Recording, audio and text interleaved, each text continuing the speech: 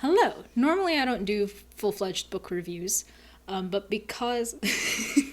Sorry, I just remembered that I did in fact do a full-fledged book review. That was all I did in July. But in all seriousness, I wanted to sit down and talk about Axiom's End by Lindsay Ellis because while I finished it in September, I didn't want to wait until the end of September to talk about what I thought about it. So up front, I do want to say that the science fiction first contact type of genre is not my thing.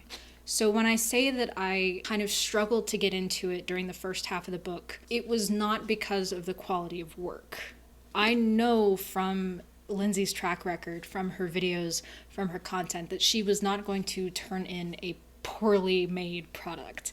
It just was not my thing, which then becomes a testament to the work that from the halfway point to the end, I was hooked. Axiom's End is a 2020 science fiction novel set in 2007, and it is told through the perspective of Cora Sabino. Her dad is kind of a whistleblower, not conspiracy theorist, about aliens and first contact and things like that. And so the more correct he is, the more public and vocal he is about his beliefs, the harder it is for Cora and her family. And so despite the fact that she is very estranged from her father, she doesn't want anything to do with him, when aliens actually come to Earth, she finds herself in the uncomfortable position and the very ironic position as the one person that the aliens will communicate with, and she serves as their interpreter. And so it follows her and Ampersand, the alien that she meets and talks with, as they kind of wait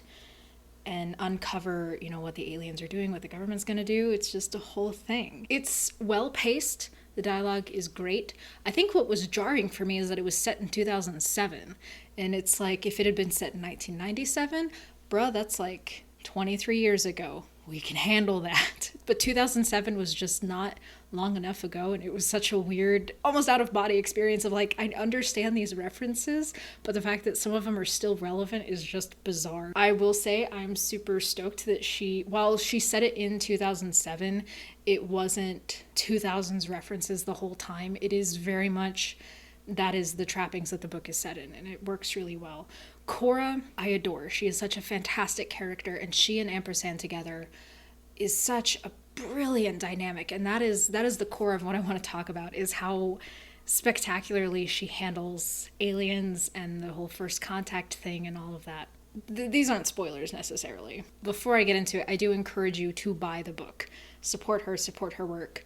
Purchase the book if you can. It's really, really good, and it's not terribly long. It's engaging. It's a page turner, and you get attached to it. Oh gosh. So about halfway through, Cora and Ampersand, they've kind of been building this relationship this whole book, and where a lot of movies and books involving aliens tend to go, either the aliens are basically weird dogs with very human understandings of morality, a la like E.T., or they go the complete opposite, like Predator route, where they're just, kill all humans. This one straddles the very difficult balance of, they know how to interact with humans, but these aliens are hundreds of thousands of years older, and their moral compass isn't on the same magnetic field as ours.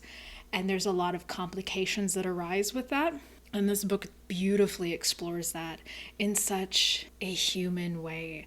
And it's so messy, but it's so delicate, and I love that. There's a couple of scenes, honestly, that genuinely made me tear up because of how beautifully she captured a very specific emotion.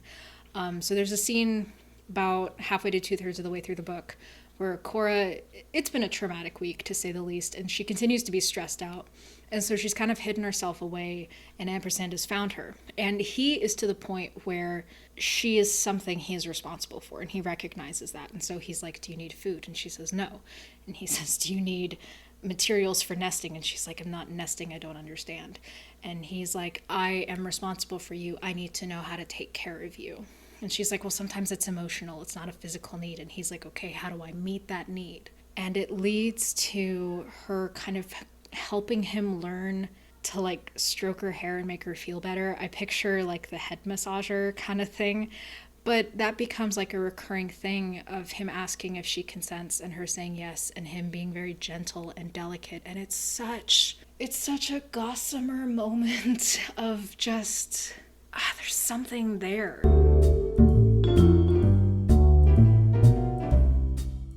And the longer they interact and they have this connection, by the time we get to the end, like, I've fusion bonded with this book. I felt the ache and loss that Cora was bracing for, knowing that an end of some kind was coming.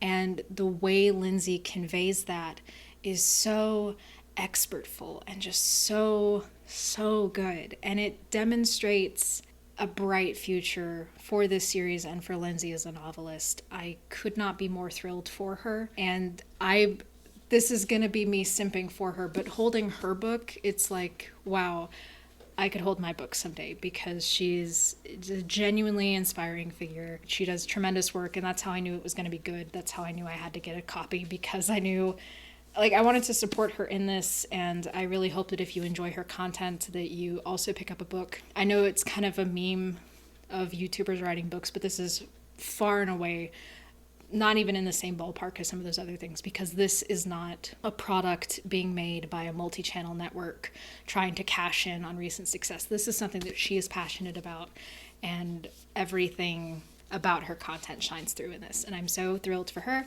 and I'm so excited for the sequel. I know that writing this book took a long time, and I think that is the one downside, is you can spend so much time writing something and then the audience absorbs it in 2 hours. But I am thrilled for it. Ostensibly fall of next year. Fingers crossed. I don't know. But congratulations, Lindsay. I thoroughly enjoyed it. This is really good. Like she totally watches this. This is a book review. Go read Axiom's End. Purchase a copy and read it. That is all. Welcome to a random book review. This has been Talking to Myself. Have a lovely evening.